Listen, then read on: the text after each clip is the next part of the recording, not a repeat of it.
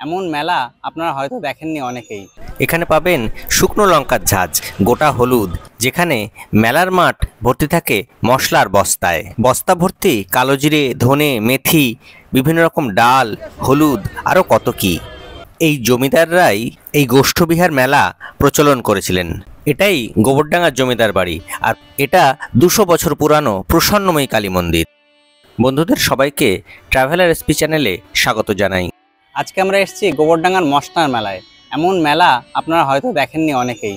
প্রতি বছর পয়লা বৈশাখের দিন গোবরডাঙ্গা এই কালীবাড়ি ময়দানে মশলার মেলা বসে। আজ আপনাদের তাই দেখাবো যে কত লোকজন এখানে উৎসাহের সঙ্গে বছরের মশলা একবারে কিনে নিয়ে যান। সামনের ওই দিকটা গোবরডাঙ্গার কালীবাড়ি মোড়। ওই দিক থেকে আপনারা গাইঘাটা বা মসনপুর থেকে এসে এই সামনের দিকে আসলে বাদিকে পড়বে জমিদার আমলে তৈরি হওয়া সিংহদুয়ার, আর এই দিক থেকেই ভেতরের দিকে গেলেই আপনি পাবেন মশলার মেলার বাজার। প্রতি বছর পয়লা বৈশাখের দিন এখানে বিরাট বড় মশলার মেলা বসে, যেখানে দূর দূরান্ত থেকে বিভিন্ন বড় বড় পাইকারি দোকানদার তারা এসে এখানে দোকান দেয় আর চলে বেচাকেনা। এই মেলা শুরু হওয়ার পেছনে 200 বছরের পুরানো একটি ইতিহাস রয়েছে। গোবরডাঙ্গার জমিদার খেলারাম মুখোপাধ্যায় বহু বছর নিঃসন্তান ছিলেন।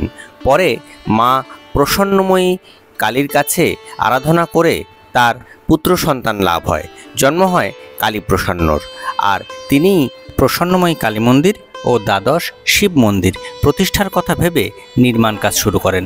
খেলারামবাবু এই নির্মাণ কাজ সম্পন্ন করে যেতে পারেননি। পরে তার পুত্র কালীপ্রসন্নবাবু 1229 সালে এই কালী মন্দিরে মা প্রসন্নময়ীর মূর্তি স্থাপন করেন, আর ঠিক তার পরের বছর অর্থাৎ 1230 সাল থেকে শুরু হয় গোবরডাঙ্গার ঐতিহ্যবাহী এই মশলার মেলা, যার মূল উদ্দেশ্য ছিল কৃষক তার উৎপাদিত ফসল মশলা এনে এক জায়গায় বিক্রি করার সুযোগ পাবে এবং জমিদারের খাজনাও দ্রুত মিটিয়ে দিতে পারবে। এটা 1431 সাল, আর এই মেলা 202 বছরের পুরানো। এই মেলা পয়লা বৈশাখের দিন থেকে শুরু করে 7 দিন থাকে। দেখুন কত রকমের হলুদ এখানে পাওয়া যাচ্ছে, 3টে ভ্যারাইটি এই দোকানে রয়েছে। এছাড়াও আরও অনেক মশলার দোকান রয়েছে, যেখান থেকে আপনি খুচরো মশলা, সারা বছরের মশলা কিনে নিয়ে যেতে পারেন।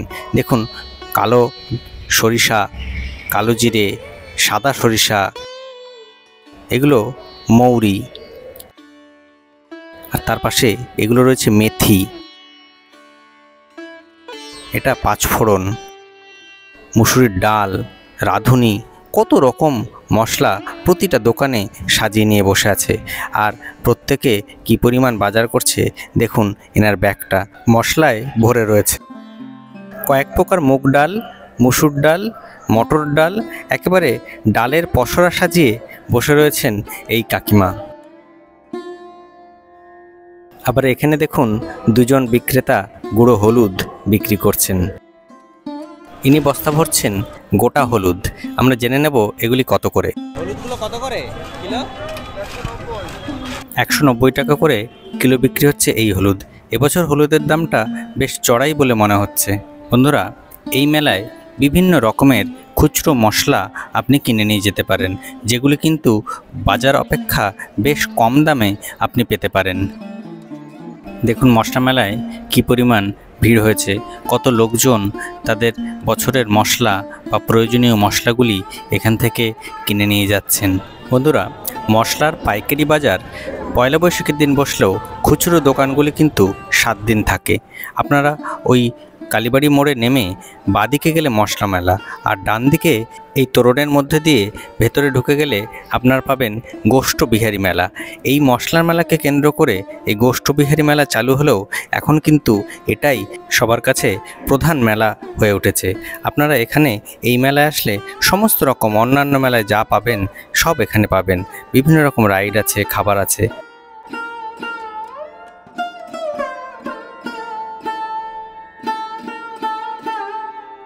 আর এটাই প্রসন্নময়ী কালীবাড়ি।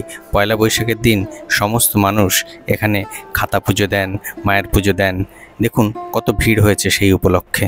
এটি 200 বছরের পুরানো কালী মন্দির, যেখানে অধিষ্ঠান করছেন কোষ্ঠী পাথরের তৈরি প্রসন্নময়ী মা। আমার পিছনে এটাই হলো গোবরডাঙ্গার জমিদার বাড়ি। শতাব্দী প্রাচীন এই জমিদার বাড়িটিকে দেখুন কি সুন্দর লাগছে। মেলার কয়েকদিন একটু আগে বেরিয়ে বিকেলবেলা এখানে আসলে আপনাদের খুবই ভালো লাগবে।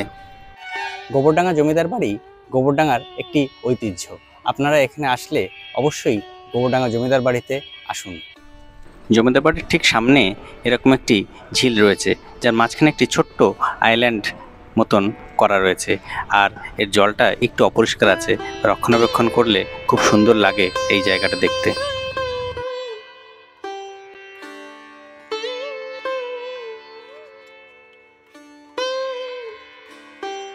আপনারা গোবরডাঙ্গা মেলায় আসলে এখানে অবশ্যই আসুন। রাত্রিবেলা এটাকে খুব সুন্দরভাবে সাজানো হয়, আর এই জমিদাররাই এই গোষ্ঠবিহার মেলা প্রচলন করেছিলেন। বন্ধুরা, এটা গোবরডাঙ্গা কালীবাড়ি মোড়। মসনদপুর থেকে বাসে বা অটো করে এই দিক থেকে এসে আপনার এই কালীবাড়ি মোড়ে পৌঁছানোর পরে ডান দিকে গেলে মেলার মাঠ, আর সামনেই পড়বে প্রসন্নময়ী কালী মন্দির। আর তার বাদিক থেকে এই সোজা রাস্তাটা চলে গেছে গাইঘাটার দিকে। এই রাস্তার বাদিকে অর্থাৎ এই দিকটায় জমিদার বাড়ির মূল গেট।